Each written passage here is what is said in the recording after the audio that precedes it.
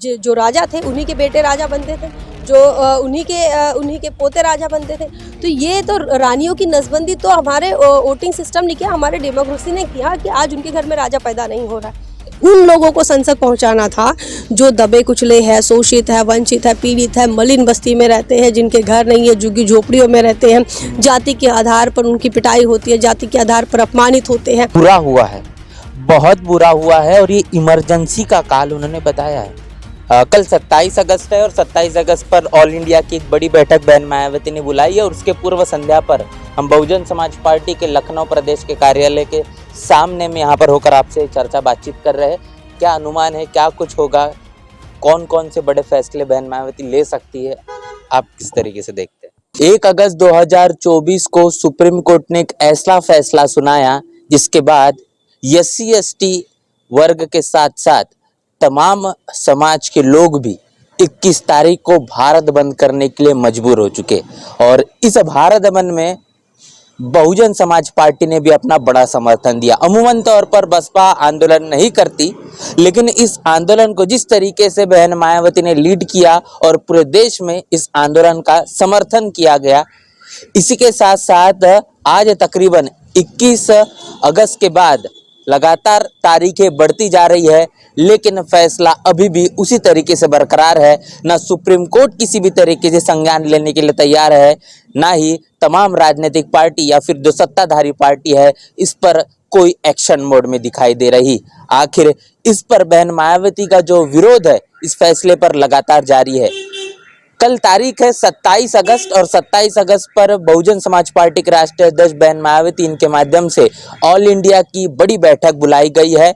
अब देखना दिलचस्प होगा कि इस मसले पर बसपा का क्या आगे रुख होता है और क्या नई रणनीति के साथ आने वाले समय में, मतलब कि इसके बाद बहुजन समाज पार्टी अपनी रणनीति बनाती है। तमाम चीज़ों को लेकर आज हम चर्चा बातचीत करने वाले हैं और मेरे साथ हमारे चैनल नेशनल चौपाल के फाउंडर इंजीनियर स्नेहा जी है। उनसे जानने समझने की कोशिश करेंगे कि बसपा का अब आखिरी आगे का रुख क्या होगा, कल की 27 तारीख को बैठक में क्या कुछ हो सकता है। बहुत बहुत स्वागत है स्नेहा जी। जी, कल बहुजन समाज पार्टी की राष्ट्रीय कार्यकारिणी की बैठक है जी। एक तरफ अलग अलग हवाई खबरें चल रही हैं और दूसरी तरफ महत्वपूर्ण मुद्दा ये है कि जिस प्रकार से 1 अगस्त 2024 को सुप्रीम कोर्ट का फैसला आया, उसके बाद 9 अगस्त को जो है भारतीय जनता पार्टी की तरफ से या फिर सरकार की तरफ से लोकसभा को अनिश्चितकालीन सत्र के लिए स्थगित कर दिया और उसी के बाद आश्वासन आना प्रधानमंत्री का कि हम इस बात पर गौर करेंगे, SC ST रिजर्वेशन के मामले पर गौर करेंगे। ये सारी मामले जो है वो कहीं ना कहीं एक भूल भुलैया या फिर बहुजन समाज को ठगने के हिसाब से देखा जा रहा है। बहुजन समाज के लोगों का जो है कांग्रेस से मोह भंग हो चुका है, समाजवादी पार्टी से मोह भंग हो चुका है, भारतीय जनता पार्टी पर पहले ही विश्वास नहीं था। अब सुप्रीम कोर्ट का ये जो बड़ा फैसला आया और उसके बाद भी ना विपक्ष कोई एक्शन ले रहा है, ना सत्ता पक्ष एक्शन ले रहा है। ऐसे में बहुजन समाज पार्टी की अपनी जो जिम्मेदारी है वो आज बसपा निभाते हुए दिख रही है और हमें लगता है ये राष्ट्रीय कार्यकारिणी की बैठक जो है वो अक्सर बहुजन समाज पार्टी की तरफ से हमेशा होती रहती हैं। एक तो महाराष्ट्र, हरियाणा, झारखंड में इलेक्शंस है, दूसरी बात ये भी है कि ये जो मुद्दा है SC ST रिजर्वेशन का, उपवर्गीकरण का और साथ ही क्रीमी लेयर का, ये दोनों मुद्दे इतने महत्वपूर्ण हैं क्योंकि इस देश के अंदर जो 22% लोग हैं उनके ज़िंदगी का सवाल है, उनके मान सम्मान का सवाल है, उनके स्वाभिमान का सवाल है, उनके रिप्रेजेंटेशन का सवाल है। तो इसके ऊपर मैं आपसे बातचीत और करेंगे। सबसे पहले मैं यही तमाम हमारे दर्शकों को बताना हम कोशिश करेंगे कि आखिर ये SC ST वर्गीकरण का जो मामला है, ये आखिर वर्गीकरण क्या है, आसान भाषा में और बहुत ही सही शब्दों में, जो कि हमारे जो दर्शक है वो समझ पाए। देखिए, उपवर्गीकरण ये ऐसा है कि शेड्यूल कास्ट के अंदर और शेड्यूल कास्ट के अलग अलग उन्हें क्लासिफाई किया जाए।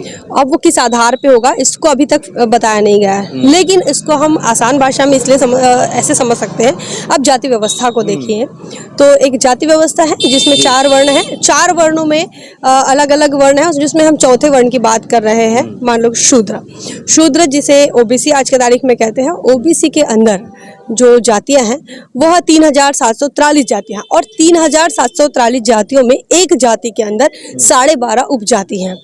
तो ये 12.5 उपजाति जिसे आप देखते हैं, जिसे फॉलो किया जाता है रोटी बेटी के व्यवहार के लिए, उस प्रकार से क्लासिफाई करना, मतलब शेड्यूल कास्ट के अंदर भी जो 1500 जातियां हैं और 1500 जातियों में उनकी 12.5 जातियां हैं। तो ये जो 12.5 जातियां हैं एक जाति में, तो अब इसमें क्या होगा और क्लासिफाई होगा, तो ये जो 12.5 जातियों का एक समूह बना और ऐसे 12.5 जातियों के 1500 जातियों का समूह बनकर वह एक बनता है। तो अब वापस उसे उपवर्गीकरण में लाकर उसे जिस प्रकार से एक समूह बनाया था, अब उस समूह को ब्रेक डाउन करना है और ब्रेक डाउन इसलिए करना है कि कुछ लोगों को मिल गया, कुछ लोगों को नहीं मिला, जबकि इसका जो आधार है वो आधार ये था कि इनका जो सामाजिक बहिष्करण, इनके साथ जो सामाजिक तौर पर भेदभाव हुआ, जिस प्रकार से इन्हें ट्रीट किया गया समाज के अंदर, वो चीज़ें महत्वपूर्ण कारण थी। तो ये उपवर्गीकरण है। जैसे मान लो कि शेड्यूल कास्ट है,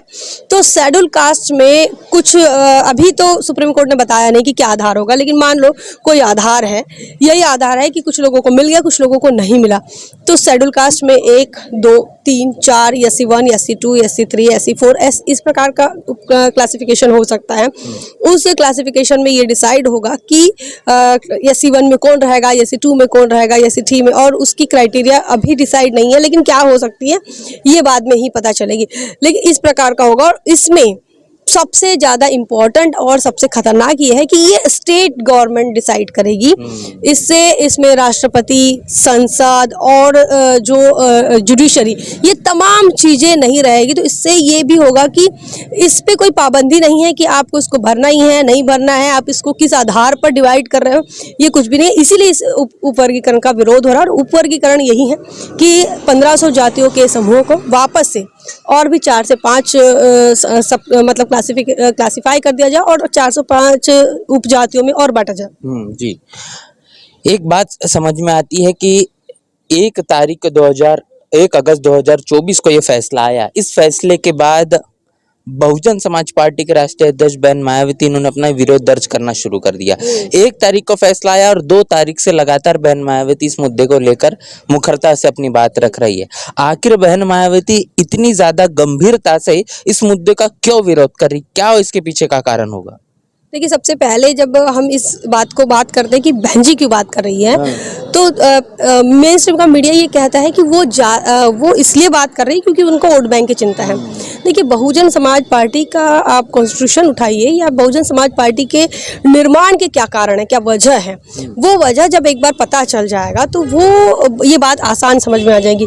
बहुजन समाज पार्टी का जो मूल है वो ये है कि जिन लोगों को शासन सत्ता में भागीदारी नहीं मिली, जिन लोगों ने वोट तो दिया लेकिन उन्हें उसके बदले में उन्हें जो उनकी भागीदारी, उनकी हिस्सेदारी, उनका रिप्रेजेंटेशन मिलना चाहिए था, वो नहीं मिला। उसके बाद संविधान ने जो चीज़ें उनके लिए अधिकारों के रूप में जो दे रखा था वो सरकारों ने नहीं दिया। और ऐसे में बाबा साहब अम्बेडकर ने कहा कि आप शासक बनो, हुक्मरान बनो और संसद पे कब्जा करो, संसद पर जाओ।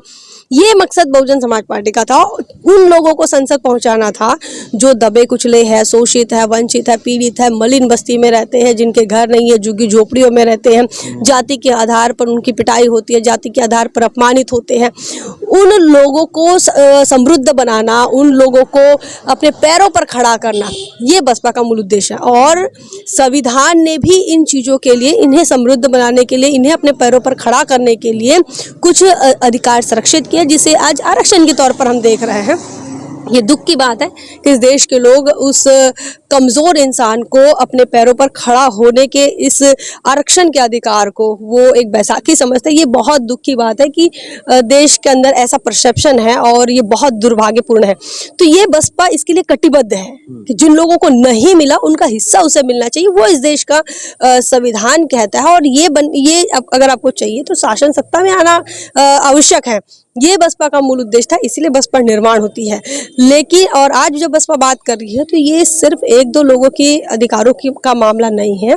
देश के 39 से 50 करोड़ लोगों की आबादी का मामला है, जिन्हें उनके अधिकारों से, मतलब उनके जीवन जीने के अधिकारों से वंचित किया जा रहा है, सिर्फ इसलिए कि आपकी एक पीढ़ी नौकरी में लग गई है।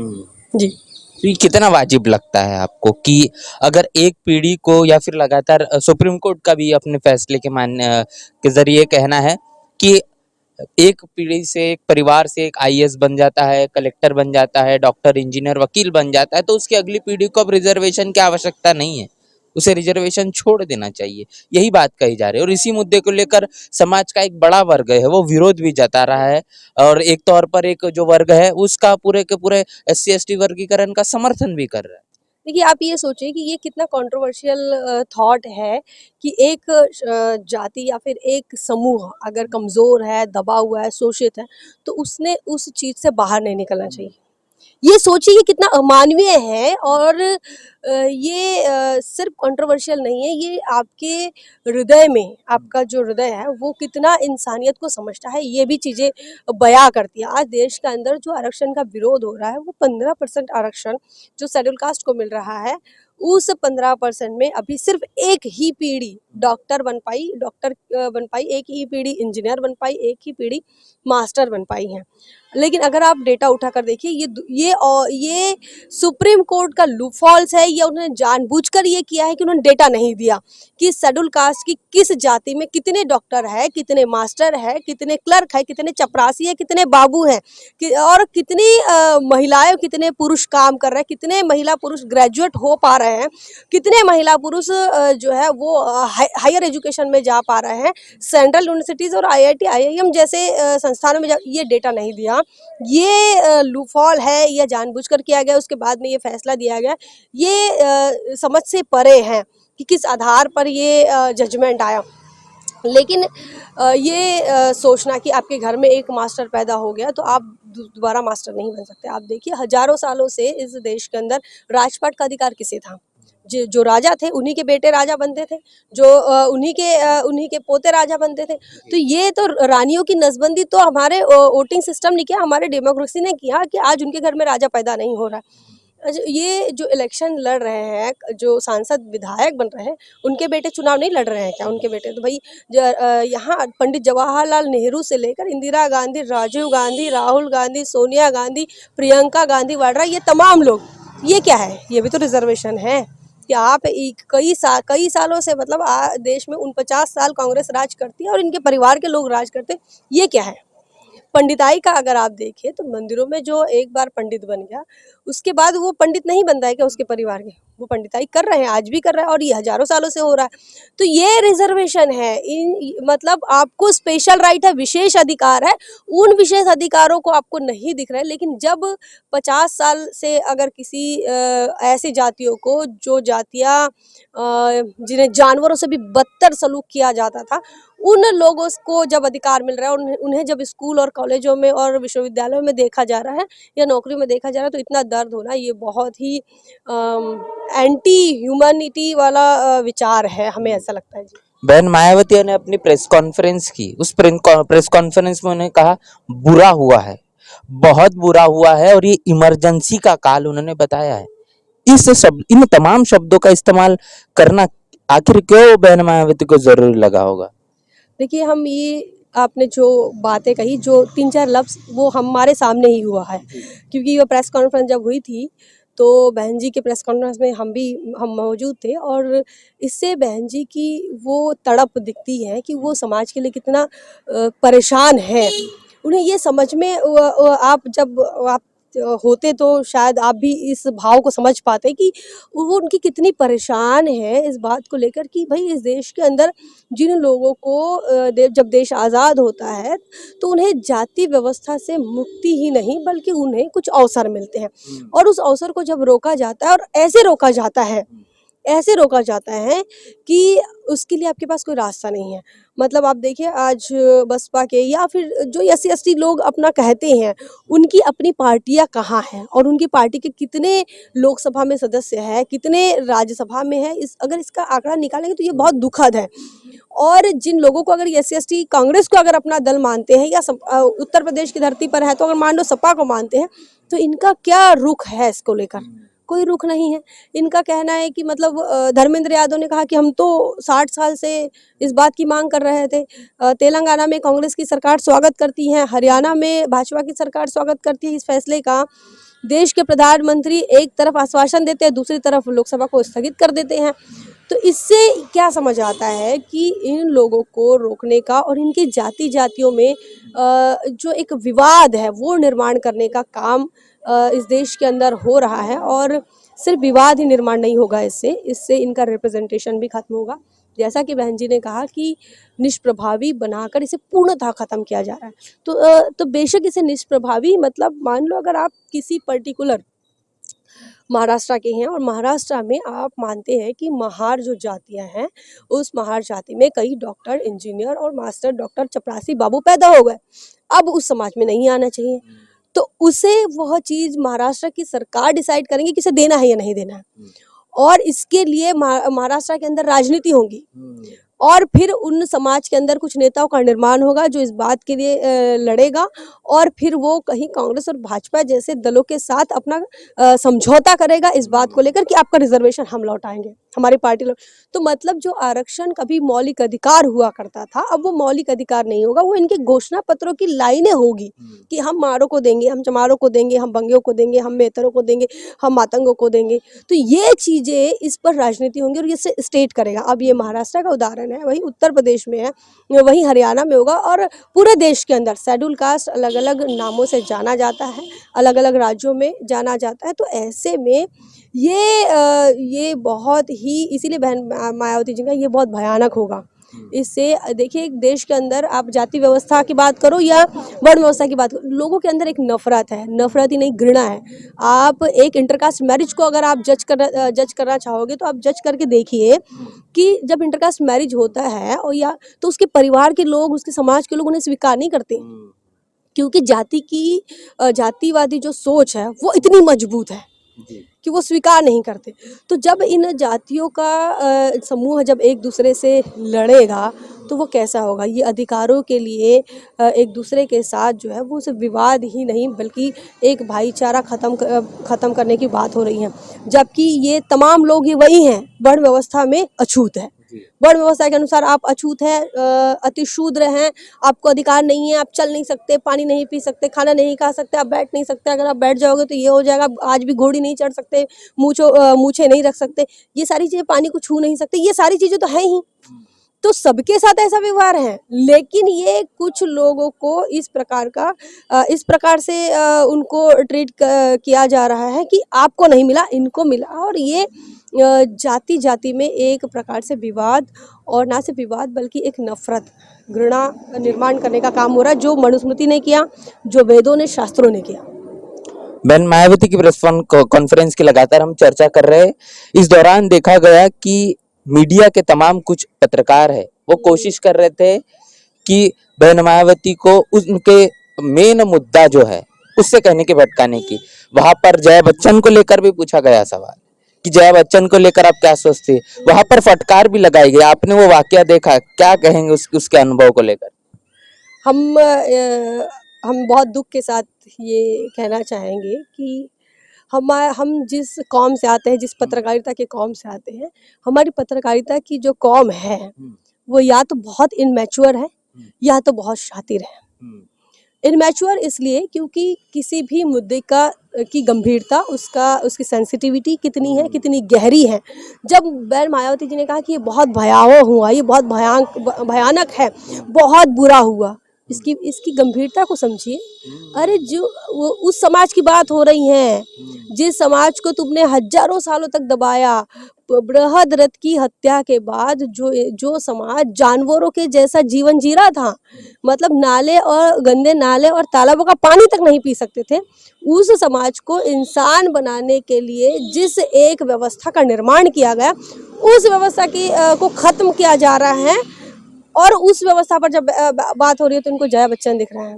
तो या तो आप बहुत इनमैच्योर है, आपको ये नहीं समझ में आता कि मानवीय जो मूल्य है, उन मानवीय मूल्यों में किन चीज़ों, मतलब खबरों के लिए या ट्विस्ट के लिए, या फिर आपके इंसेशनल है, अगर आप सेंसिटिव नहीं है कुछ लोगों के लिए, आपको शोषितों, वंचितों, दबे हुए लोगों को की भावना, ये कोई मुद्दा नहीं है। मतलब मनीषा वाल्मीकि के साथ बलात्कार हो रहा है या फिर जो भी हो रहा है, जो भी गलत हुआ सारी दुनिया ने देखा, वो मुद्दा नहीं है। मुद्दा कुछ और होगा। वो जातियाँ डिसाइड करेगी, वो जाति डिसाइड करेगी कि कौन मुद्दा बनेगा, किसकी मौत मुद्दा बनेगी, किसकी आबरू लूटी जाएगी तो उसका मुद्दा बनेगा, और किसकी आबरू कौन सी जाति की होगी ये डिसाइड होगा कि आपकी आबरू मतलब महत्वपूर्ण है या नहीं।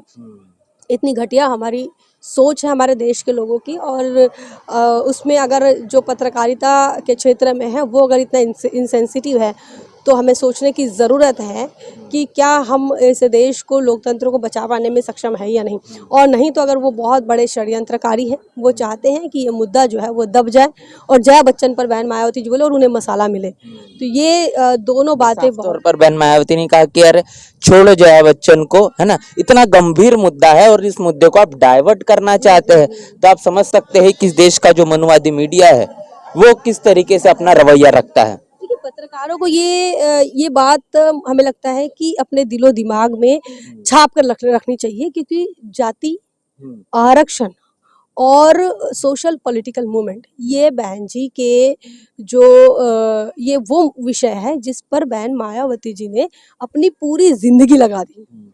और उन मुद्दों को जब वो डाइवर्ट करते हैं या फिर उसकी सेंसेशन को कम करते हैं, उसकी गंभीरता को जब कम करते हैं, तो ये जाहिर सी बात है, जब कोई भी वरिष्ठ नेता और खासकर बहन जी जिन्होंने उस दौर में अपना घर छोड़ा इस व्यवस्था को बदलने के लिए कि भाई जाति व्यवस्था की वजह से क्यों तुम्हारे अधिकारों का हनन हो, क्यों जातियों के कारण आपका अपमान हो, इस व्यवस्था के लिए उन्होंने जब अपना घर छोड़ा और जब मूवमेंट के लिए निकले, तो अब बहन मायावती तो फटकार तो लगाएंगी, और उनका अनुशासन तो पूरी देश जानता है। आप देख रहे हैं कि जब से बहन मायावती ने इस मुद्दे को उठाया, इस मुद्दे के बाद लगातार जो तमाम राजनीतिक पार्टियां हैं उन्होंने भी अपना थोड़ा बहुत जो है प्रतिक्रिया देना शुरू किया। उसमें देखा गया कि भारतीय जनता पार्टी के तमाम जो SC ST के सांसद है प्रधानमंत्री मोदी से मुलाकात करने का काम करते हैं। आश्वासन मिल जाता है कि क्रीमी लेयर जो है उसको लागू नहीं किया जाएगा, लेकिन अभी भी विशेष सत्र बुलाकर जो 9वीं अनुसूची में चीजें लागू करने की बात 2 ही अगस्त को, मतलब 2 अगस्त को बहन मायावती ने कर दी थी, फैसला 1 अगस्त को है, लेकिन अभी भी उस पर कोई एक्शन मोड नहीं। देखिए, मुद्दा हमारा सिर्फ क्रीमी लेयर नहीं है, मुद्दा यह उपवर्गीकरण भी है, और दोनों मुद्दों को लेकर अभी तक भाजपा का रुख जो है वो साफ नहीं है।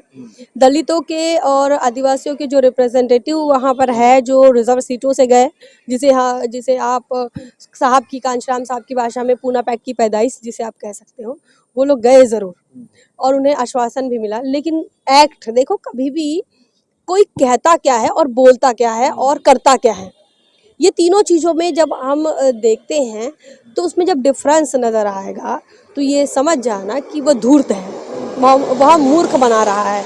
कि उन्होंने कहा गौर करेंगे, लेकिन लोकसभा को स्थगिति दे दी।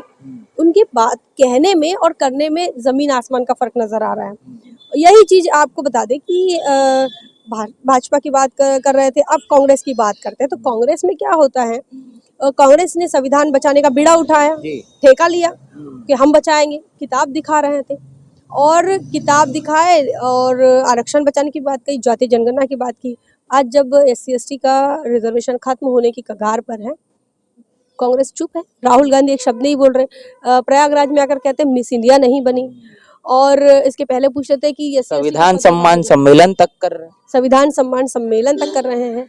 तो भाई आपको संविधान सम्मेलन करने की ज़रूरत नहीं है। संविधान के सम्मान अगर आप करना चाहते हैं तो संविधान का जो मूल भावना है, जहाँ इक्वलिटी की बात होती है और इक्वलिटी के आधार पर जो पीछे छूट गए लोग हैं उन्हें जब अपलिफ्ट करने की बात आती है तब आप नहीं बोल रहे हो।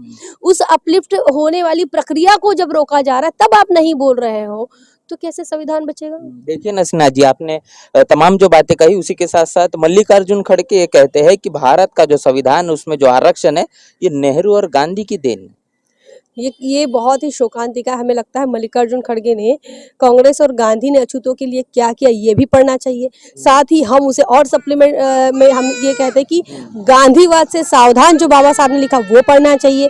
बाबा साहब ने लिखा कि कांग्रेस और गांधीवाद जो है ये दलितों के लिए मौत का फरमान है, ये भी पढ़ना चाहिए और उसके बाद चमचा युग भी पढ़ना चाहिए। ये तमाम चीज अभी मल्लिकार्जुन खड़गे जी को पढ़ना आवश्यक हो चुका है, क्योंकि उन्हें बाबा साहब के दिए संविधान, उनके आरक्षण का योगदान आखिर किसने दिया, क्या कुछ है, ये बात समझ में नहीं आ नेहरू का रही। एक भाषण भी है जो लगातार वायरल हुआ था और आकाश आनंद जोनटा, जहाँ पर नेहरू ने अपने मुख्यमंत्री को चिट्ठी लिखा और ये कहा कि I dislike the any type of reservation on the caste basis. Caste system के आधार पर, कास्ट के आधार पर मैं किसी भी प्रकार का आरक्षण पसंद नहीं करता। मतलब देश का पहला प्रधानमंत्री, संविधान लागू हो गया उसके बाद भी ये कह रहे, तो आप सोचिए कि ये नफरत की जो जड़ें हैं ये कहाँ तक है। और इसलिए राहुल गांधी चाहते हैं कि हमें वोट मिले और ये वोटर ही रहे, इन्हें इनका रिप्रेजेंटेशन ये नहीं चाहते हैं। ये नहीं चाहते हैं कि इनके समाज के अंदर मजबूत लोग, समृद्ध लोग पैदा हो जो अपने बलबूते पर शासन सत्ता में आने की बात करें, सरकार में आने की बात करें, वो लोग नहीं चाहते हैं। ये चाहते हैं कि बस लाचार हो, भोले भाले लोग हो, ये तमाम चीजें देख रहे हैं। यही आपने जो बात कही कि अभी 21 अगस्त को लेकर जो बड़ा एक देश के अंदर में आंदोलन हुआ, उसके पहले वो तमाम बात मैं जोड़ना चाहूंगा कि जिस तरीके से इस देश के अंदर भारत के संविधान को बचाने के नाम पर, आरक्षण को लागू करने के नाम पर, और इतना ही नहीं तो इस देश के अंदर जातिगत जनगणना के मुद्दे को लेकर 2024 का जो चुनाव कांग्रेस ने बड़े मजबूती से लड़ने का काम किया, उसका उनको फल भी मिला। लेकिन इस SC/ST आरक्षण के वर्गीकरण के मसले को लेकर जो उनकी सरकार तेलंगाना और कर्नाटक में है, ये स्वागत कर रही है।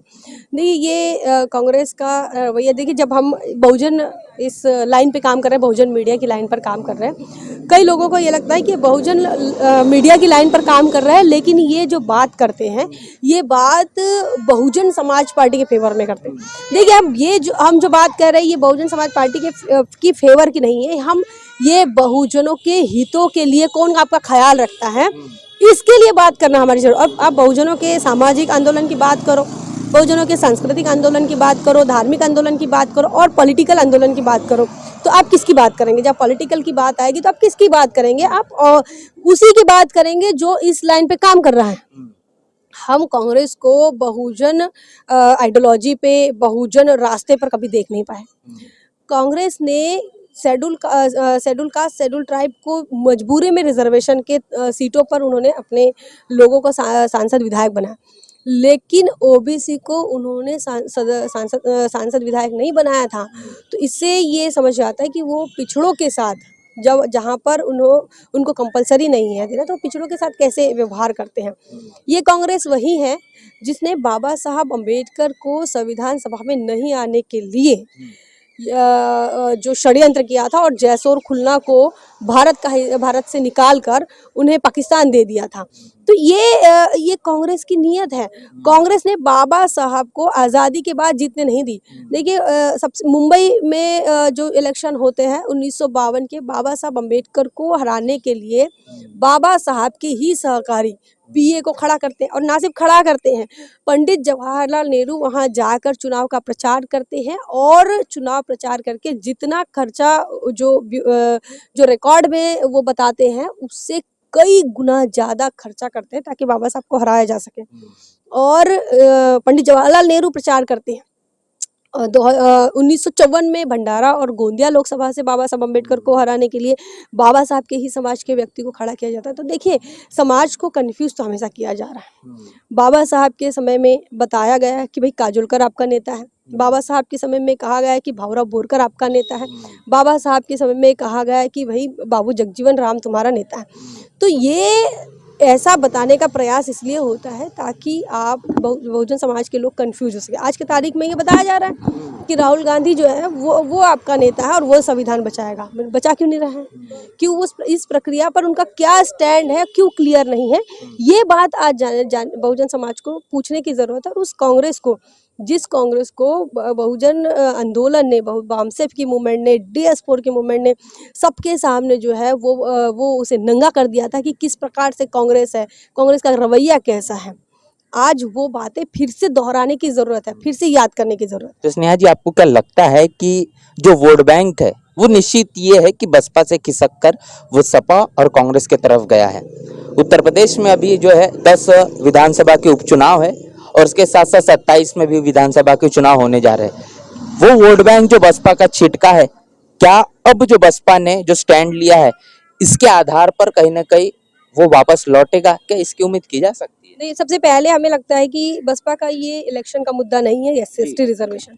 ये उनका उनके मूवमेंट का हिस्सा है कि उन लोगों को उनका अधिकार मिले, जिसके लिए संविधान ने उन्हें संविधान ने जिसे उसे सुरक्षित किया है, जिस अधिकार को, ये अफर्मेटिव एक्शन है और इसको सुरक्षित करने का जिम्मा बसपा का है। ये चुनावी मुद्दा नहीं है। दूसरी बात ये कि छिटका है, मतलब ऐसा नहीं है कि बसपा का सारा वोटर चला गया। कुछ वोटिंग परसेंट जो है वो, कुछ वोट परसेंट 2 से 4% जिसे कह सकते हैं, वो ट्रांसफर हो गया। और लोकतंत्र में ये जो वोट बैंक है वो ट्रांसफर होता है, कभी आता है कभी जाता है, ये चीजें चलती रहती है। लेकिन हक अधिकारों की लड़ाई जो है वो तो लड़नी ही पड़ेगी। और आज बसपा अगर लड़ रही हैं तो ये सोचना, या मीडिया के लिए कहो या लोगों के लिए, वोटर्स के लिए या विरोधी दलों के लिए, कि भाई बसपा अगर एस सी की बात कर रही है तो वो अपने स्वार्थ के लिए बात कर रही है, ये नहीं है। ये उनका कोर सब्जेक्ट है, ये कोर मुद्दा है, ये उनके आंदोलन की नींव है कि जिस समाज को अधिकार नहीं मिला उसे अधिकार दिलाना, ये बसपा का मूल उद्देश्य है। और ये उस अपने उद्देश्य पे काम कर रही है आज की तारीख में। बसपा ने कभी इस बात का ये नहीं किया, विचार नहीं किया, सोचा नहीं। कभी भी आप देखिए बसपा के फैसले जो है वो तोल मोल कर नहीं होते कि अगर हम ये करेंगे तो इससे हमको फायदा होगा कि नुकसान। इन चीजों का कभी बसपा, आप देखिए तो वो कभी इस बातों का सोच विचार नहीं करती है। देखिए अभी हाल ही की बात बता रहे हैं, राजेश चौधरी ने कमेंट किया, उसके बाद बहन मायावती जी ने, और पूरे देश में विरोध हुआ, बसपा के लोगों ने विरोध किया और कुछ चिंतकों, दलित चिंतकों ने किया, बहुजन समाज के लोगों ने किया। उस पर अखिलेश यादव ने भी विरोध किया, जिसको लेकर बहन जी ने क्या किया, स्वागत कर दिया और कहा कि भाई धन्यवाद। तो ये चीजें जो है अब लोगों ने इसे ऐसे लिया कि सपा बसपा का गठबंधन हो रहा है। बहन जी ने ये नहीं सोचा कि वो तो भाई एक हम ये कह सकते हैं कि एक स्वभाव है, ये कृतज्ञ जो है, कृतज्ञता एक स्वभाव है कि जिन्होंने हमारे लिए बात की है उन्हें थैंक यू बोलना या फिर आभार व्यक्त करना। लेकिन उसका गलत मैसेज जो है वो समाज को गया। और इस बारे में ऐसा बहन जी नहीं सोचते कि अगर मैं अखिलेश यादव को ये कह दूंगी तो इससे हमको नुकसान होगा या फायदा होगा। ये स्ट्रेट फॉरवर्ड पॉलिटिक्स बसपा की देखी गई है, कभी भी तोल मोल कर नहीं देखी गई। जैसे आप सपा की देखिए, समाजवादी पार्टी अखिलेश यादव को बीच में कूदने की कोई ज़रूरत नहीं थी, लेकिन वो इसलिए, वो उन्हें लगा कि हम डैमेज कंट्रोल कर पाएंगे। इसे डैमेज कंट्रोल कैसे कर पाएंगे? अखिलेश यादव ने एससी एसटी की रिजर्वेशन पे नहीं बोला, जो बोला उसमें समर्थन नहीं दिया, 21 तारीख के आंदोलन पे समर्थन नहीं दिया। तो ऐसे में क्या हुआ, अखिलेश यादव का जो इमेज है वो एससी एसटी में वो खराब हो रहा था। अब उन्हें लगा कि इनकी नेता के लिए अगर हम एक दो शब्द बोल देंगे तो शायद डैमेज कंट्रोल हो जाएगा। तो ये बिल्कुल। फायदा और नुकसान देखने का काम जो है वो अलग अलग लोग देखते हैं, लेकिन बसपा में ये चीजें नहीं देखती। कल 27 अगस्त है और 27 अगस्त पर ऑल इंडिया की एक बड़ी बैठक बहन मायावती ने बुलाई है और उसके पूर्व संध्या पर हम बहुजन समाज पार्टी के लखनऊ प्रदेश के कार्यालय के सामने में यहाँ पर होकर आपसे चर्चा बातचीत कर रहे हैं। क्या अनुमान है, क्या कुछ होगा, कौन कौन से बड़े फैसले बहन मायावती ले सकती है, आप किस तरीके से देखते हैं? देखिए, ऐसा हमारा कोई बहुत बड़ा प्रेडिक्शन नहीं है जी। या फिर ऐसा भी नहीं कि हमारा बहुत बड़ा अनुभव है, लेकिन जिस तरीके से हम इस मामले की गंभीरता को अगर समझते हैं तो ये जो कल की बैठक हो रही है ये नेशनल लेवल की बैठक 21 अगस्त के बाद एक समीक्षा बैठक है कि भाई 21 अगस्त के बाद सरकार ने कोई फैसला नहीं लिया है और इस फैसले को लागू करने की बात भाजपा भी कर रही है, कांग्रेस भी कर रही है, समाजवादी पार्टी ने स्वागत कर दिया है। तो इससे ये समझ में आता है कि एससी एसटी के अधिकारों के लिए, अधिकारों के को ख़त्म करने के लिए, निष्प्रभावी निष्क्रिय बनाने के लिए सब लोग तैयार बैठे हैं। तो बसपा अपना पहला एजेंडा जो कि बहुजन समाज के अंदर इस बात को लेकर जागृति फैलाए ये एक पहला एजेंडा लेकर कल की ये बैठक है कि पूरे देश के अंदर सिमिलर मैसेज जाए, जो बहन जी ने कहा है। तो सिमिलर मैसेज में सबसे पहले आपको बता दें कि एनएफएस को लेकर बहन जी का मुद्दा है, कोलिजियम सिस्टम के खिलाफ है। उन्होंने कहा जुडिशरी में उनको रिजर्वेशन चाहिए एससी एसटी को, क्योंकि वहाँ लोग हमारे हैं नहीं, इसी वजह से ऐसे उल्टे सीधे फैसले आते हैं। 9वीं अनुसूची का मैसेज है, प्राइवेटाइजेशन में रिजर्वेशन का मैसेज है, पदोन्नति में आरक्षण का मैसेज है। ये मैसेज अपने वो उस तबके तक पहुंचाना चाहते जिनके लिए वो लड़ाई लड़ रहे हैं। दूसरी बात ये हो सकता है कि आने वाले समय में बहन जी एक बड़ी रैली कर सकती है, और ये हमको फील आ रहा है। और ये मैं ये इसलिए कह रही हूँ क्योंकि आप देखिए बहुजन समाज के जो अधिक लोग हैं, वो उनको लग रहा है कि उनके उसके इस आंदोलन को लेकर या फिर उनके इस लड़ाई को लेकर अगर कोई लड़ रहा है, प्योरली लड़ रहा है, तो वो बहन जी लड़ रही है। और इसीलिए वो एक इंटरेक्शन, हमें लगता है कि एक इंटरेक्शन ज़रूर होगा जिसमें बहुत सारे सारे देश के लोगों को बुलाया जा सकता है या फिर स्टेट वाइज बुलाया जा सकता है। जो भी होगा, ये लग रहा है कि बहन जी जो है वो अपने समाज से इंटरेक्ट होना चाहती है इस मुद्दे को लेकर और सरकार पर दबाव बनाना चाहती। 21 तारीख के बाद अगर कोई फैसला आता तो शायद इस प्रकार की एक्टिविटी का कुछ और मकसद होता जी। तो ये तमाम बातें हमने आपके साथ में साझा करने की कोशिश की है कि एससी एसटी आरक्षण के वर्गीकरण के फैसले को लेकर जो बसपा का शुरुआती दौर से मतलब 1 अगस्त को फैसला और 2 अगस्त से लेकर तो लगातार आज 26 तारीख तक लगातार बहन मायावती दिन प्रतिदिन इस मसले को लेकर विरोध अपना जता रही है। फिर प्रेस कॉन्फ्रेंस हो या फिर तमाम अपने ट्वीट्स हो, प्रेस नोट हो, और इतना ही नहीं तो अब आने वाली 27 तारीख मतलब कल एक बड़ी बैठक होने जा रही है और इसी मसले पर काफी कुछ चीजें बड़ा कुछ हो सकता है। जैसे कि इंजीनियर स्नेहा जी ने भी ये बात कही कि हो सकता है कि बहन मायावती के जरिए एक बड़ी बैठक भी इस देश के अंदर बुलाई जाए, एक बड़ी रैली भी बहन मायावती कर सकती है।